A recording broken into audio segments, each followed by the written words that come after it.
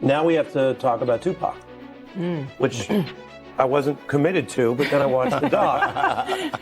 So Didn't know you were getting that. you have a lot of people saying stuff in there that makes it sound like maybe he was responsible for that murder, which has never been proven. That's a very serious But thing. you have Keefe D and over in Vegas now, getting ready to go on trial for that case. Saying, I told you can't trust these niggas. Now, Puffy done killed Tupac, man.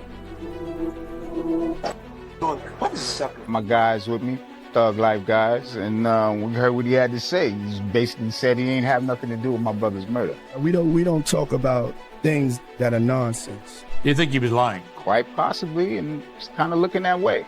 Here we are 27, 28 years later. The theory involving him is quite high on the list. Our family, we still suffer. He was all wrapped up, but he was still So do you think Puffy was involved in the shooting? Only they can answer that question. I have my own opinion, but I wouldn't slander their name like they did mine. I wouldn't say things that I knew, you know what I mean? I believe so. I do believe so. I have proved things that I can say that will back up my claim, but this is not for the world to know about. You know what I mean? It's between me and him, and only he knows.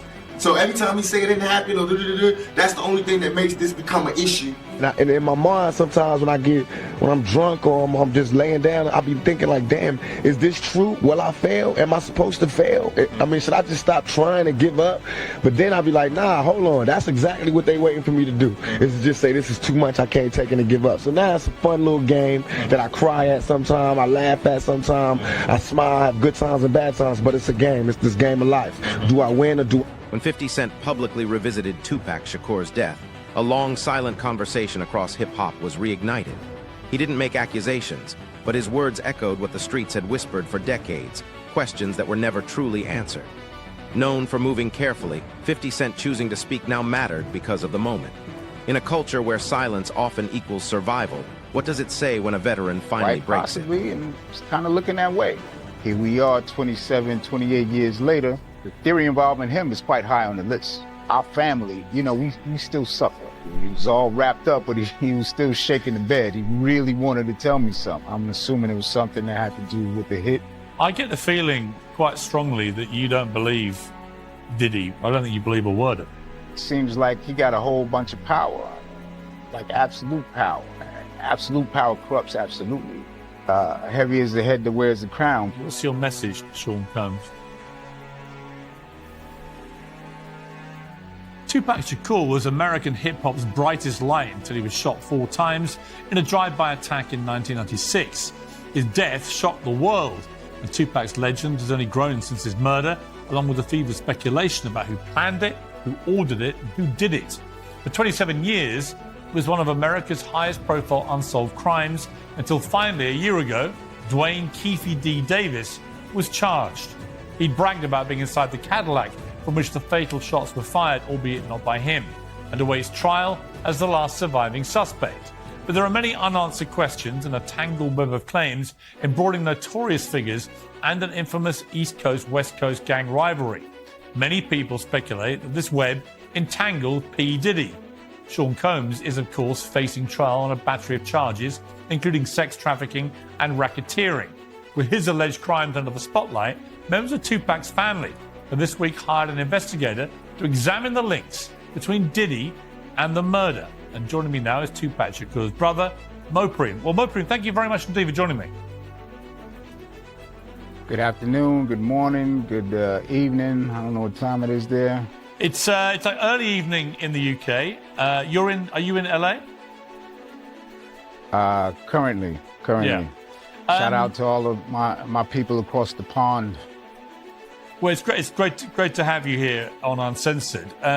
Be very keen to talk to you because obviously a lot has happened to P. Diddy in recent weeks. He's now languishing in prison. Let me start first of all, your reaction to what's happened to him.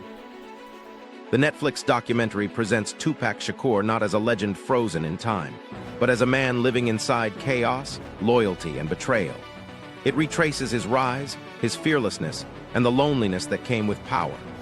By restoring context instead of feeding conspiracy, the series forces viewers to see how influence and paranoia shaped an entire era.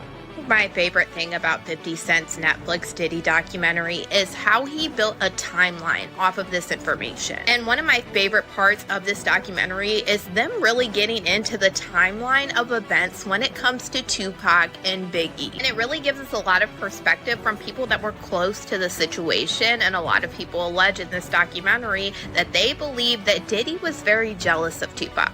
And they pretty much go through everything from the quad incident and Tupac believing that Puffy was behind it, like he said in the Vibe interview, and they lay out this whole timeline of the downfall happening perfectly, in my opinion. We are even hearing from Greg Kading, the detective that worked on Tupac and Biggie's case in this documentary. He is the investigator that did that proffer agreement with Keefe D way back in 2008, where Keefe D alleged that Diddy tried to offer him $1 million to take out Tupac and Suge Knight. And Tupac's trial with Keefe D is coming up very soon in early 2026, and we know that Diddy's name has been dropped at least 200 times during these proceedings already. So this is one case that I am definitely waiting for and I am going to cover. In Keefe D's 2008 proffer agreement, he alleged that Diddy's friend Zip Martin is the one that gave him the weapon that was used to take out Tupac. And Keefe D told the investigator Greg Kading that Zip Martin had a special compartment to keep this weapon in his car that he drove to Las Vegas. And in this documentary, we have Greg Kading confirming that Zip Martin did drive the same type of vehicle that Keefe D alleged to Las Vegas this night. And then during this documentary, we heard from the former president of Bad Boy, Kirk Burroughs, who alleged during this time, Diddy had him hiring a whole bunch of people and getting cars to drive to Las Vegas. And he is now very curious into why Diddy wanted to do this. And he said, in his opinion, he now believes that Diddy was... So there was the rumor that after Pac got killed, Puffy gave Zip $1 million that was supposed to be handed over, and Zip ended up keeping it. And I remember when I interviewed TK Kirkland, who was actually roommates with Zip at one point. They were that close. He actually said, yeah. The feds said that too. He said that shit actually happened. Well, the story that has circulated was that after Tupac got killed, Puffy allegedly gave the money. I heard to Zip. Yes. And Zip was supposed to give the money to Keefe and them. Yes.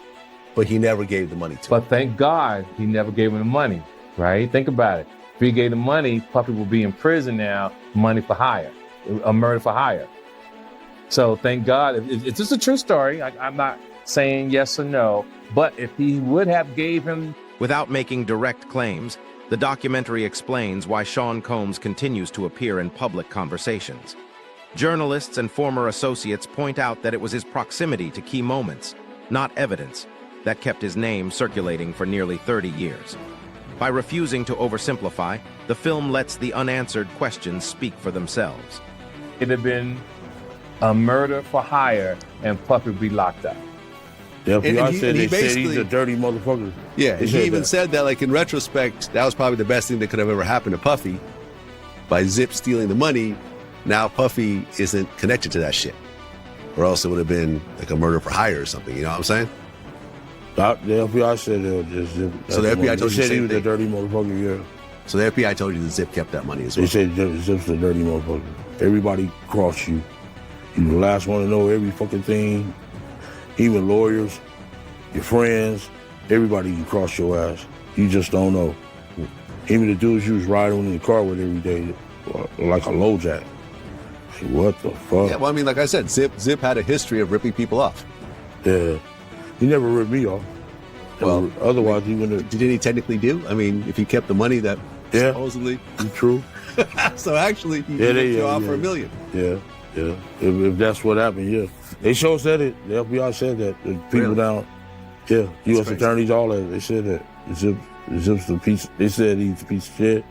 But I didn't ever know that he got no money. But they said he got it. Yeah. Yeah. Well, Gene Deal said he got it too. Oh, Kirkland, really? yeah, everybody. Those close to the situation describe the East Coast, West Coast rivalry as more than music. It was about identity, money, and survival. Tupac's independence challenged existing power structures, while industry alliances hardened into personal divisions. The documentary frames these tensions as pressure, not judgment. Out of his room like that.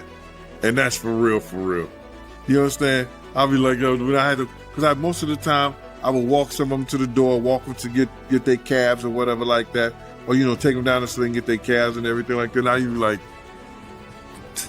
I'd be laughing. I just kept a smile on my face when it came to that shit. Because I know for a fact, because he said it himself. He said, I don't know how to talk to women. I don't know how to talk to girls. You understand? I said, you don't have to know how to talk to nobody. You're a millionaire. You got it.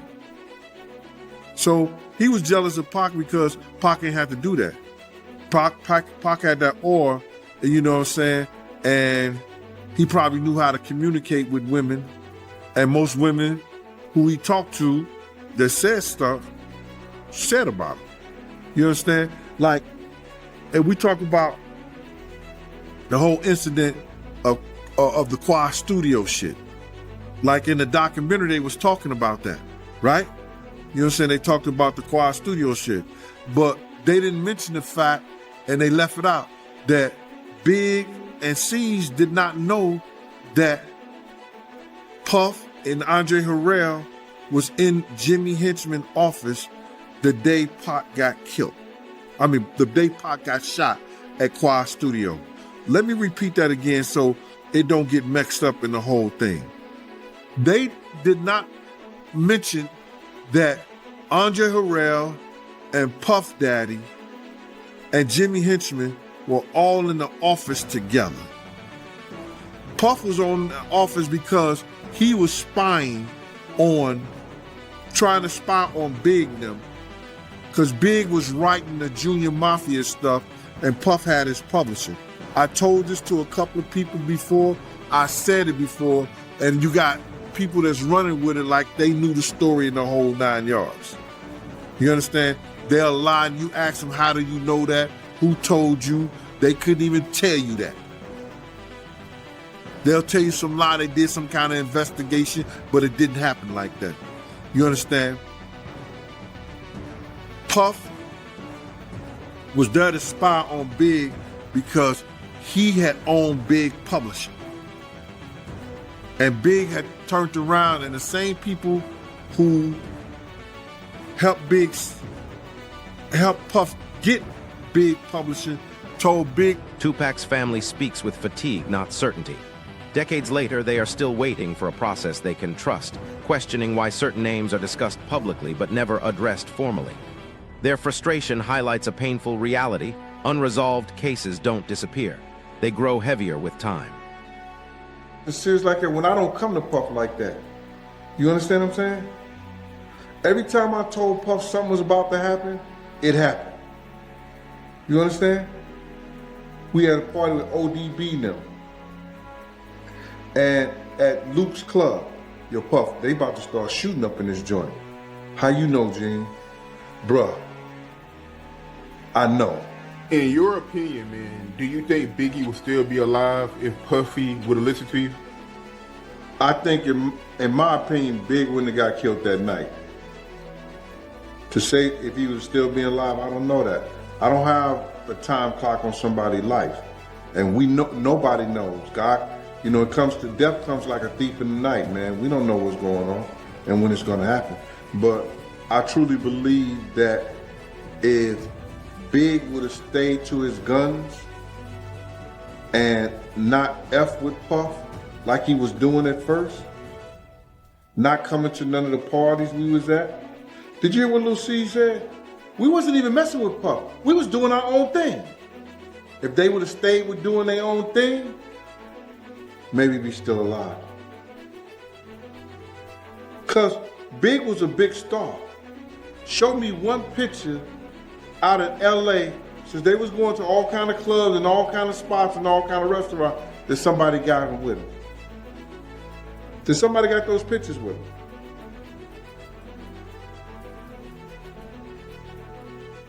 Have you seen any? Only place you seen them was at Sway, the radio station, right? The video shoot. Where all the other places with all the other pictures? At one time in the mall. But they was out there 2 months, going to all the stations and everything. See,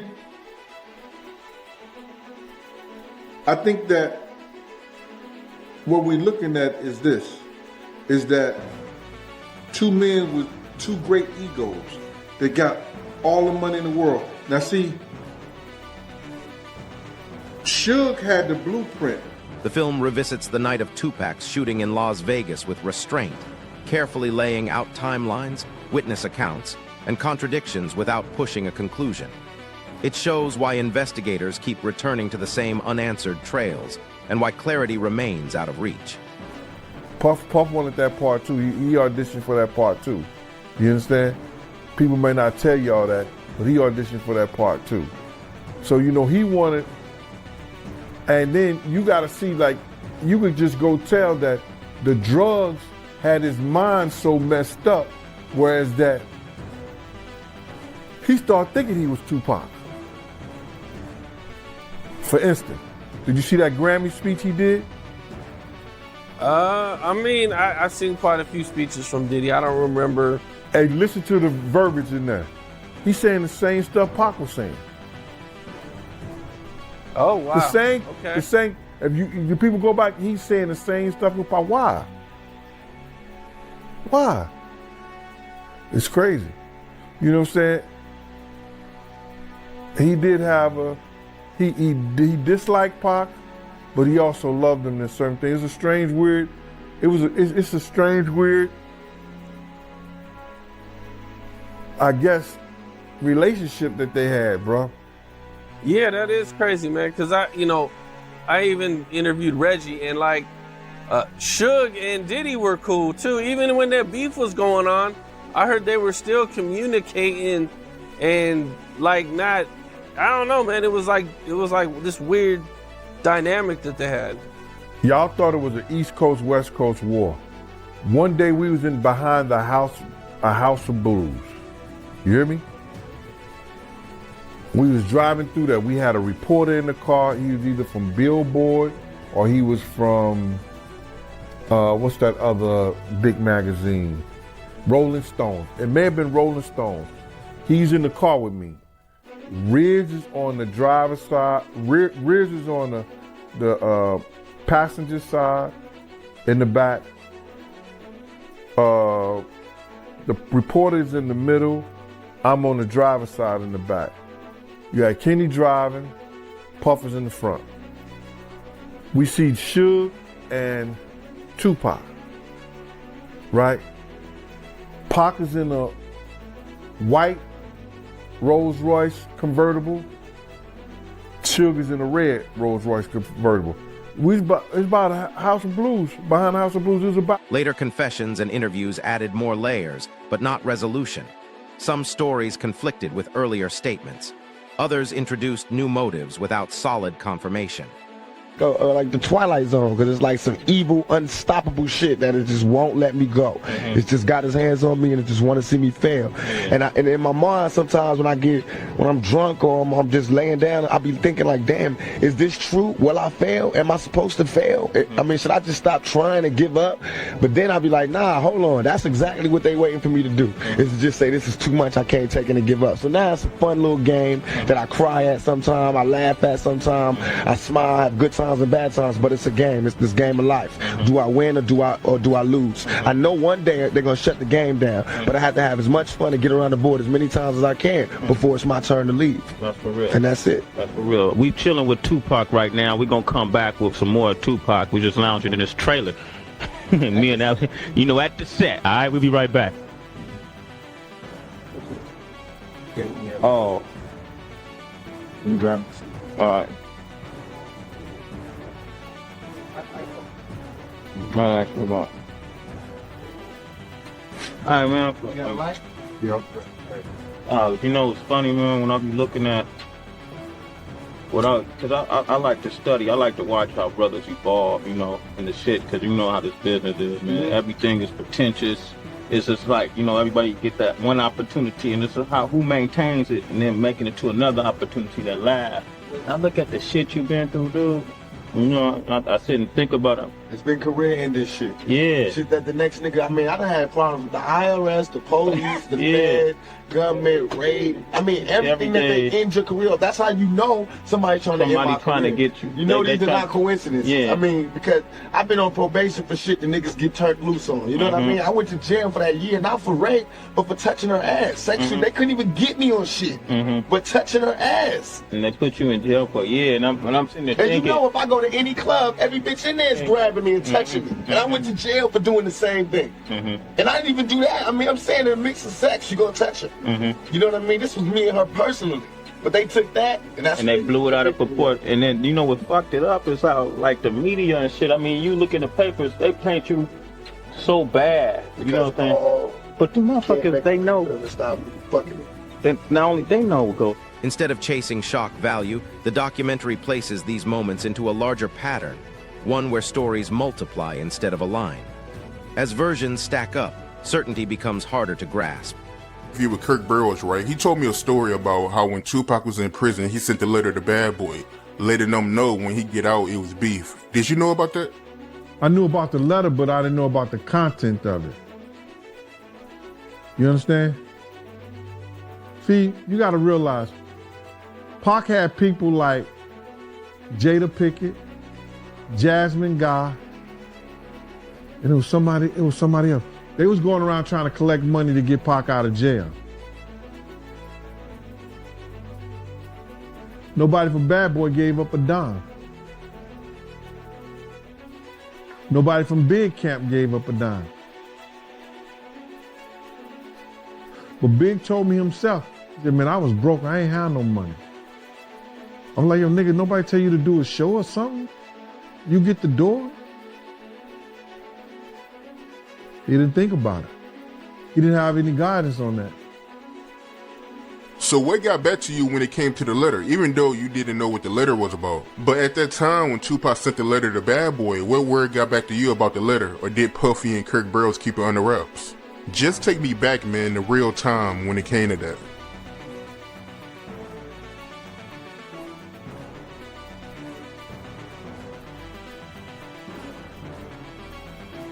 At the time, brother, let me just say,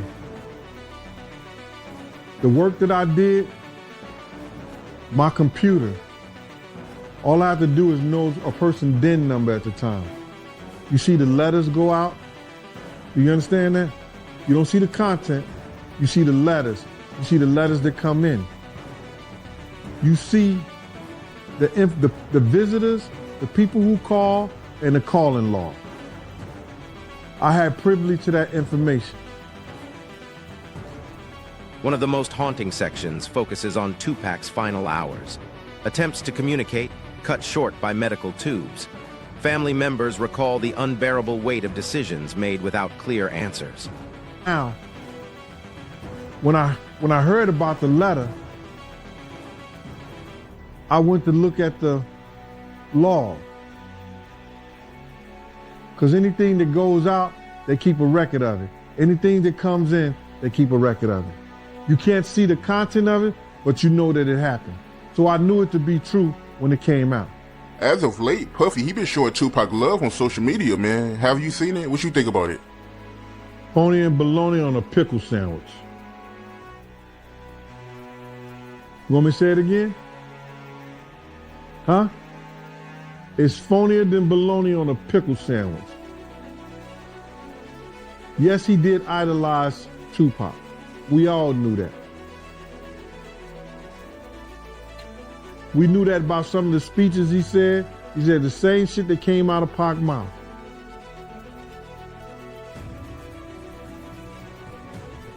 But he didn't like him. If you ain't like that nigga in his life, how you gonna love him in his death? Oh, you glad to see the nigga dead now. All right, okay. That's a very strong word to use, man. So you feel like Puffy, he idolized Tupac, and you really believe that? Yeah, he idolized that dude. You gonna go and make it your business, I don't know, to sleep with every chick that he slept with? Or maybe the chicks was just making the round. I don't know. But he made it his business to sleep with every chick that Pac was sleeping with.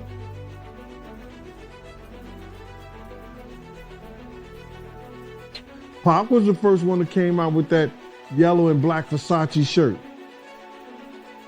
What Puff go do? I want that same shirt right there.